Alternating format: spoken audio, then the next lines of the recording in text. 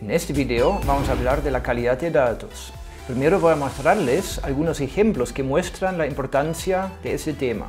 Luego vamos a entender cuáles son fuentes que generan mala calidad de datos, para finalmente conocer algunas formas para mejorar la calidad de los datos. Bienvenidos.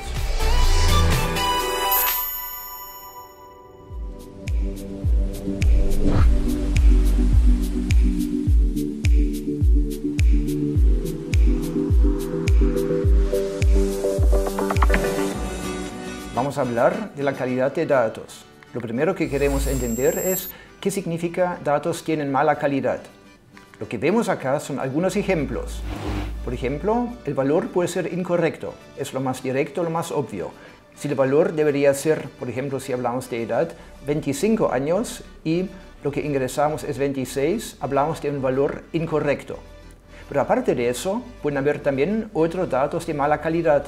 Por ejemplo, si los datos son redundantes, eso también genera datos de mala calidad. ¿Qué significa eso, un dato redundante? Yo tengo 2 veces guardado la dirección donde vive un cliente en mi base de datos. Esa redundancia significa datos de mala calidad. Otro ejemplo son datos faltantes. Debería tener la edad de una persona, pero simplemente no la tengo, falta el dato. También afecta la calidad de los datos. Luego hablamos de los datos desactualizados, si lo guardamos en un momento, en el pasado, pero ya no son los valores correctos, eran correctos en algún momento. Esos son los datos actualizados, por ejemplo, la dirección donde vivía una persona hace 10 años atrás, pero ya no vive ahí. Y finalmente, lo que vemos acá son datos donde el usuario no tiene acceso. Eso también significa que los datos tengan mala calidad. El siguiente ejemplo ahora muestra cómo, por ejemplo, un satélite se cayó en el planeta Marte. ¿Por qué? Por mala calidad. En ese caso particular no coincidían 2 sistemas de medición, el anglosajón con el sistema decimal. Otro ejemplo es lo que vemos acá, es el de una mujer que se murió en el año 97 y durante casi 20 años recibía su jubilación. ¿Por qué? Porque no se guardó el dato correspondiente.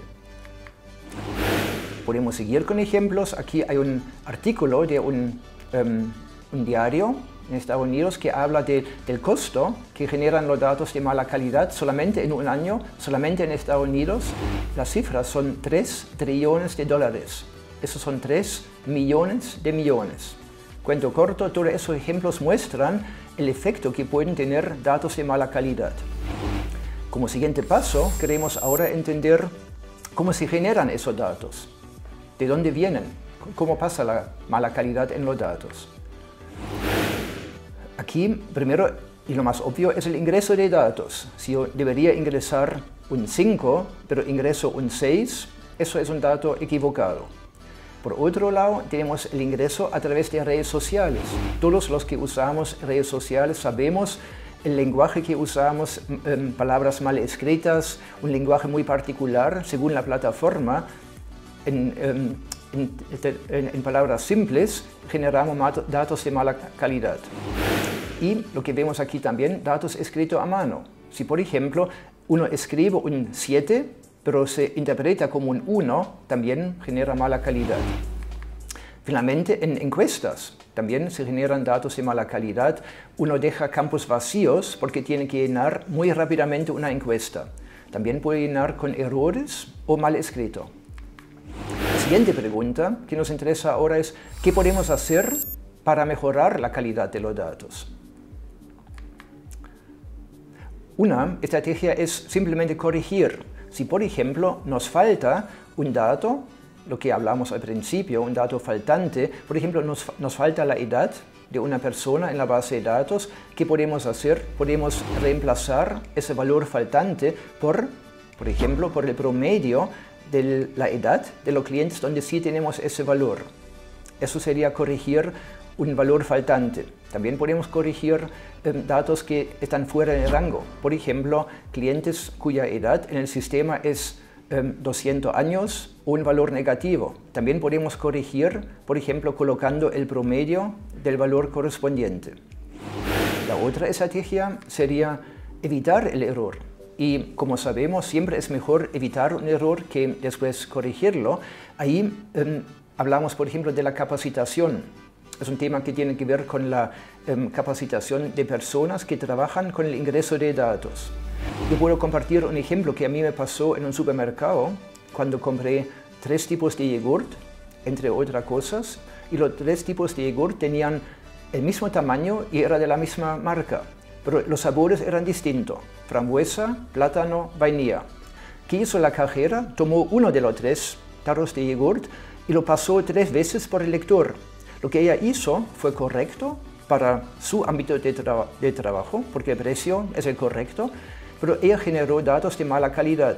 Entonces lo importante aquí es tener conciencia de que esa acción, esa generación de los datos también tiene que ser coherente, tiene que reflejar datos de buena calidad. Entonces ahí está la capacitación. Es muy importante explicarle a cada uno de los que trabajan en una organización la importancia de generar datos de buena calidad. También podemos automatizar el proceso de la captura de datos. Eso quiere decir hacernos independientes del humano para ingresar datos, y finalmente podemos estandarizar el ingreso. Todos conocemos ese sistema donde en vez de escribir la comuna donde vive una persona, podemos elegir de un menú y podemos elegir la comuna. De esa forma podemos evitar datos de mala calidad.